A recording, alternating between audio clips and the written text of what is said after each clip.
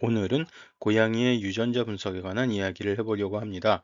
우리는 보통 고양이가 아주 오래전부터 사람 곁에 있었고, 농경이 시작되면서 곡식 창고의 쥐를 잡기 위해 자연스럽게 집고양이가 되었다고 생각했었습니다. 그런데 최근 고대 DNA 연구들은 이 익숙한 이야기보다 조금 다르고 복잡한 새로운 이야기를 밝혀냈습니다. 특히 2025년과 2026년에 발표된 두 편의 DNA 연구는 유럽과 중국에서 집고양이가 생각보다 훨씬 늦게 등장했을 가능성을 제시했습니다. 고양이는 정말 농부의 곡식 창고를 따라온 동물이었을까요? 아니면 다른 방식으로 인간을 따라 전 세계로 퍼진 동물이었을까요? 이번 영상에서는 고대 DNA가 바꾼 고양이의 세계사를 살펴보겠습니다.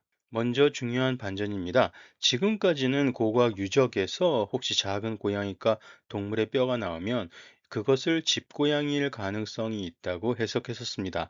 특히 농경이 시작되고 곡식을 저장하면 쥐가 늘어나고 그 쥐를 잡기 위해 고양이가 사람 곁에 와서 반려동물이 됐을 거라는 설명이 매우 자연스럽게 들립니다. 하지만 문제가 있었습니다. 작은 고양이과 동물들은 뼈 모양만으로는 구분하기가 쉽지 않습니다. 집고양이, 유럽 들고양이, 사악 또는 표본 고양이처럼 서로 다른 종이 비슷해 보일 수 있습니다. 게다가 기존에 시도했었던 미토콘드리아 DNA 분석만으로도 충분하지 않을 수 있습니다.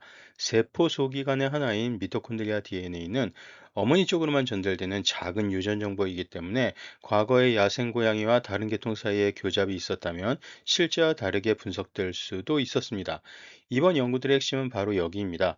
기술의 발전으로 과학자들이 핵 유전체, 즉 세포핵 안에 있는 훨씬 많은 DNA 정보를 분석할 수 있게 되었는데, 그랬더니 이제 과거 집고양이 확산의 증거처럼 보였던 일부 오래된 표본들이 실제로는 집고양이가 아니라 지역의 야생 고양이였던 것입니다.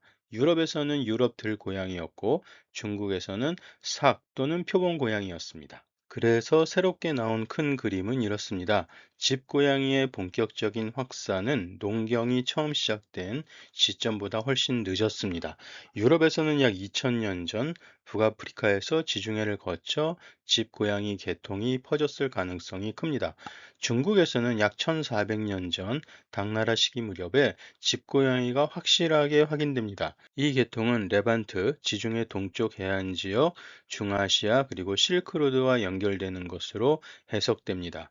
여기에서 중요한 점은 고양이가 사람 곁에 온 과정 자체가 농경과 전혀 무관하다는 뜻은 아닙니다. 초기 인간과 고양이과 동물의 관계는 역시 곡물 저장이라든가 설치류, 정착 생활과 관련되었을 가능성이 여전히 있습니다. 다만 유럽과 중국에서 오늘날 우리가 아는 집고양이 계통이 본격적으로 퍼진 시점은 농경 시작 시점이 아니라 훨씬 뒤에 도시, 항구, 군사기지, 상업 네트워크와 더 맞아떨어집니다. 개와 비교하면 차이가 더 뚜렷합니다. 개는 최소 1만 4천 년 전, 어쩌면 1만 5천 년 전이나 1만 6천 년 전부터 인간 곁에 있었던 것으로 여겨집니다. 반면 고양이는 훨씬 늦게 인간 문명이 서로 연결되던 길 위에서 빠르게 퍼진 동물에 더 가깝습니다. 먼저 유럽의 사례를 보겠습니다. 2025년의 사이언스 논문인데요. 유럽과 아나톨리아, 즉 오늘날 튀르키예 지역을 포함한 여러 유적의 고양이 표본을 분석했습니다. 고대와 현대 고양이 87개체의 유전체를 비교한 연구입니다. 예전에는 신석기와 그다음에 청동기 직전인 동석기 시대의 일부 표본들이 집고양이 또는 아프리카 들고양이 계통처럼 보였습니다. 그래서 집고양이가 신석기 농민과 함께 유럽으로 들어왔을 가능성이 제기되었습니다. 하지만 핵 유전체를 분석해 보니 그 오래된 표본들은 집고양이가 아니라 야생의 유럽 들고양이였습니다. 유럽에서 집고양이형 유전체가 분명하게 나타나는 것은 대체로 약 2000년 전부터입니다. 시기적으로는 로마 제국, 지중해 항구, 군사기지, 곡물 교역망과 잘 맞아떨어집니다.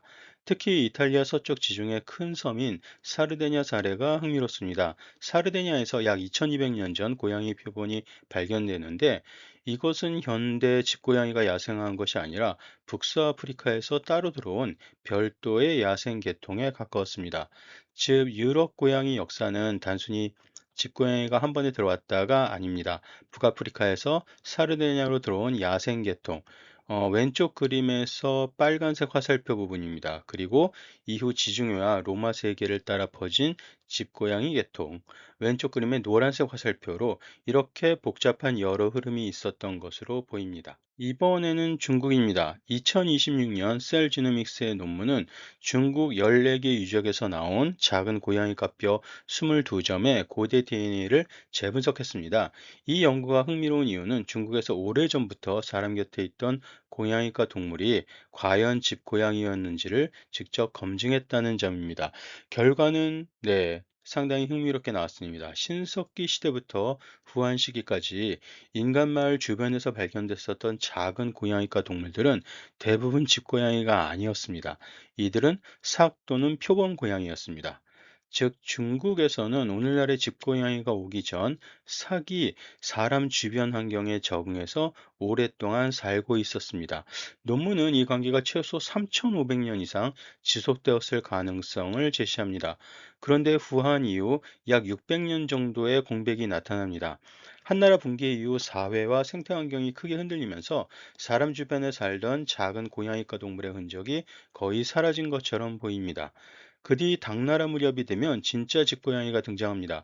가장 빠른 표본은 여기 논문에서는 FSCB라는 개체인데 산시성 통안성에서 발견되었습니다. 연대는 서기 706년에서 883년 사이입니다. 이 지역은 실크로드의 거점이었고 유전체 분석상 이 고양이는 레반트, 동지중해와 중앙아시아 계통과 연결됩니다. 그래서 연구자들은 집고양이가 실크로드를 통해 중국으로 들어왔을 가능성을 제시합니다. 재미있는 점은 이 가장 오래된 중국 집고양이가 완전히 흰색이거나 흰 반점이 있는 고양이였을 가능성이 유전자 분석으로 밝혀졌다는 것입니다. 실제 당시에 흰 고양이 그림이 많다고 하더라고요. 그런데 정말로 고대 중국 사람들이 흰 고양이를 좋아했는지는 아직도 검증이 필요하다고 합니다. 자, 이제 두 논문을 함께 놓고 보면 큰 그림이 보입니다. 유럽과 중국은 전혀 다른 지역이죠. 그런데 결론의 구조는 놀라울 정도로 비슷합니다. 유럽에서는 유럽 들고양이가 먼저 인간 환경과 접촉했습니다. 중국에서는 삭 또는 표본 고양이가 먼저 사람 주변에서 어슬렁거리면서 살았습니다. 하지만 이들이 바로 오늘날의 집고양이가 된 것은 아닙니다. 오늘날 우리가 아는 집고양이 계통은 훨씬 뒤에 등장한 거죠. 유럽에서는 약 2000년 전 북아프리카와 지중해 네트워크를 따라 퍼진 것으로 보이며 중국에서는 약 1400년 전 실크로드를 따라 들어왔을 가능성이 큽니다. 이것은 집고양이가 이 시기에 갑자기 새로 진화했다는 건 아니고요. 집고양이화가 그 이전에 북아프리카나 근동의 어떤 지역에서 점진적으로 진행되었을 가능성이 크다는 얘기입니다. 이번 연구들은 고대 핵 유전체의 DNA 분석으로 어떤 표본이 집고양이 계통인지 아니면 지역 야생고양이 계통인지를 과학자들이 구분할 수 있었고 그 집고양이 계통이 유럽과 중국에 확실하게 퍼진 시점을 밝혀냈다는 점입니다. 한 문장으로 말하면 이 고양이는 농경의 발명품이라기보다 인간 문명이 연결되던 길 위에서 세계화된 동물이라고 할 수 있습니다.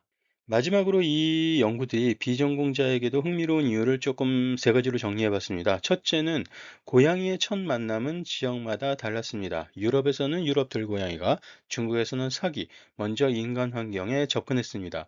이들은 오랜 동안 사람 주변에서 흔적을 남겼지만 곧바로 집고양이가 된 것은 아니었습니다. 둘째로 고대 DNA 중에서도 핵 유전체 분석이 결정적인 증거가 되었습니다.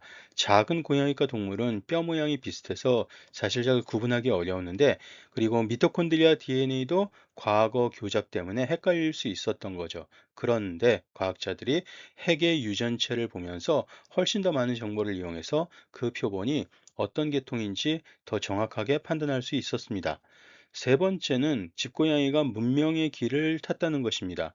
배와 항구, 군대, 상인, 실크로드. 고양이의 확산은 인간의 교역 네트워크와 거의 함께 움직인 것으로 보입니다. 그래서 고양이의 역사는 단순히 귀여운 반려동물의 역사가 아니라 인간의 정착 생활, 도시, 제국, 교역망, 그리고 유전체 분석이 만나는 이야기였습니다. 오늘날 우리가 소파 위에서 보는 고양이의 조상은 어쩌면 농부의 헛감보다는 먼저 상인의 배와 실크로드의 길 위에서 세계로 퍼져나갔을지도 모릅니다. 마지막으로 전공자분들이 아마 보고 싶어 하실 세 가지 자료입니다.